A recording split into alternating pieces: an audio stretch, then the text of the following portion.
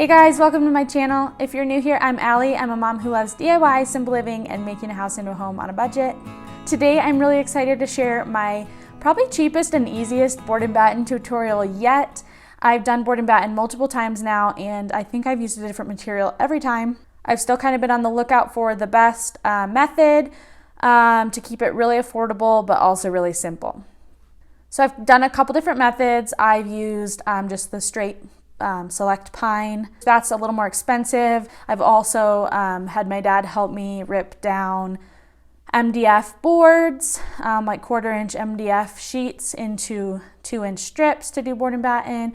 That just took a lot of work. It was really cheap, but took a lot of work to rip everything down. This time I'm really excited to share with you guys because this has got to be my cheapest and easiest one yet.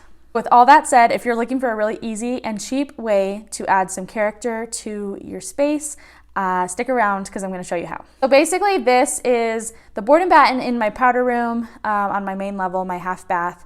And what I'm going to do is I'm going to show you guys how I do the board and batten, and then I'm going to do a bathroom reveal next week. So stick around for that as well.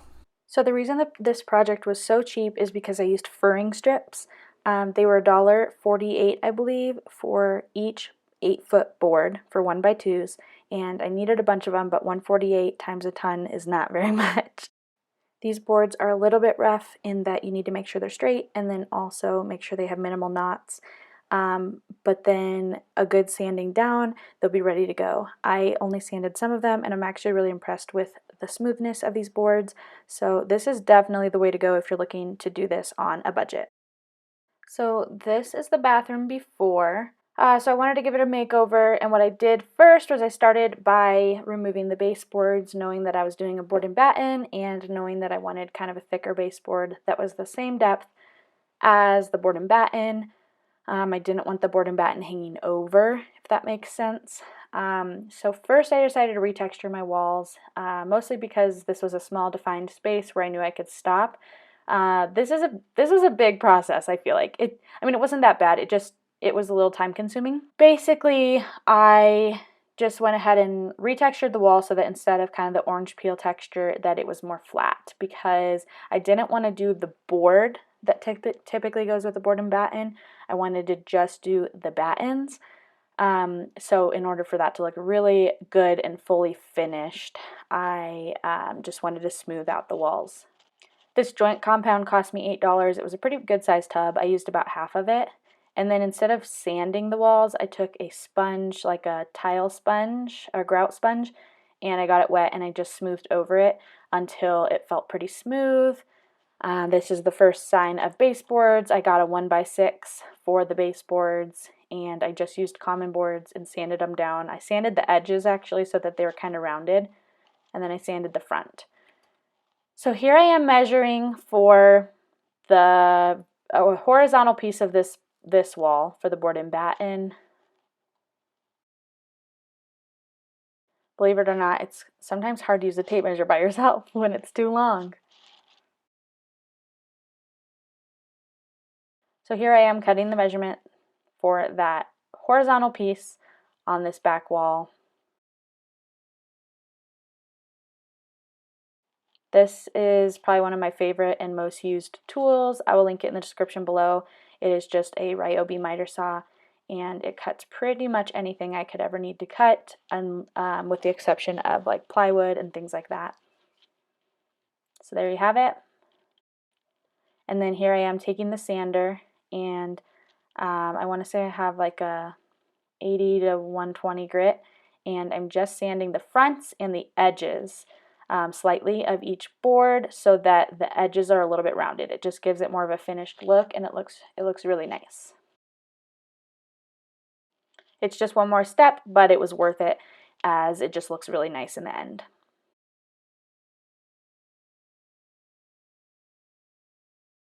So here I have that piece in place, and then I put a picture railing, I don't know if that's what it's called, a piece of trim on top facing the opposite way of the one against the wall, just on top of the wood, and I nailed it into the top. And I have my little handy level just to be sure that everything is straight.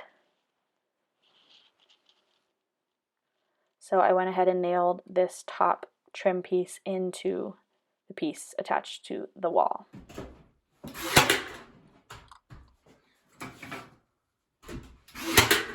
And there you go. Seems pretty sturdy.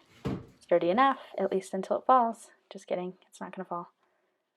Okay, so then here, same thing, I cut this piece to size. The tricky part with this piece is that it ran into this corner where I had to miter, and that was tricky. It just took a long time. Thankfully, my saw does that. It just took a lot of brain work. Lots of thinking. So this corner was the same way. I was cutting these baseboards, but I had to make probably 10 cuts before this was accurate. So lots of back and forth to the garage, but there you have it. It fit. This had the toilet flange, and so I had to I just marked it with the pen so that I knew where to cut it, and then I used the jigsaw to cut it out. Here I have this piece. What I've learned about board and batten is it looks really nice if you like next to the door casing. I put a piece in every corner. There you have it, making sure it's level.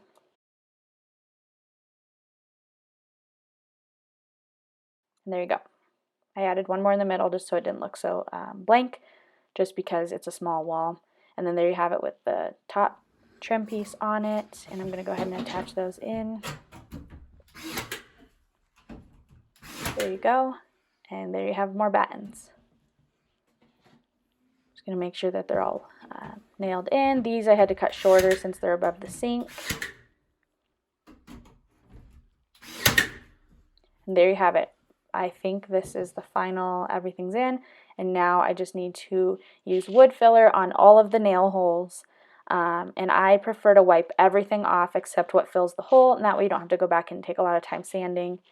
Next is to caulk the seams. What I've learned is a lot of the seams will be filled in with paint once you paint, but anything like bigger, more substantial, definitely caulk it so it just looks finished, and then I use baby wipes to wipe it down. So there's the finished product before paint, and the baseboards look nice. I added quarter round just to look really, really nice and finished. There's my mitered corner that I'm very proud of.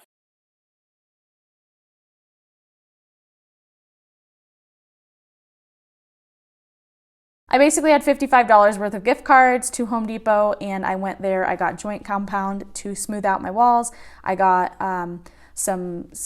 the little plastic spatulas for the joint compound, and I got all the wood that I needed, and I stayed within my budget. I really love board and batten because it's really simple, and I find that like shiplap takes a lot more money and work because every inch of the wall is covered, but with board and batten, if you have smooth walls or if you want to smooth your walls, all you have to do is just the battens, like the vertical and horizontal pieces, and then it looks so good and finished, but it takes a lot less material than a lot of other focal walls. Also has a really classic craftsman style look, which I personally love. You can paint it any color you want. A lot of times I go white. This time I'm not going white, but I'm gonna leave that a surprise. Thanks so much for watching. I hope you found this super helpful, and I hope you're inspired to go get a board and batten wall done in your own home. It's just so simple and affordable, and I hope you found this really helpful. Thanks so much for watching. We'll see you guys next time.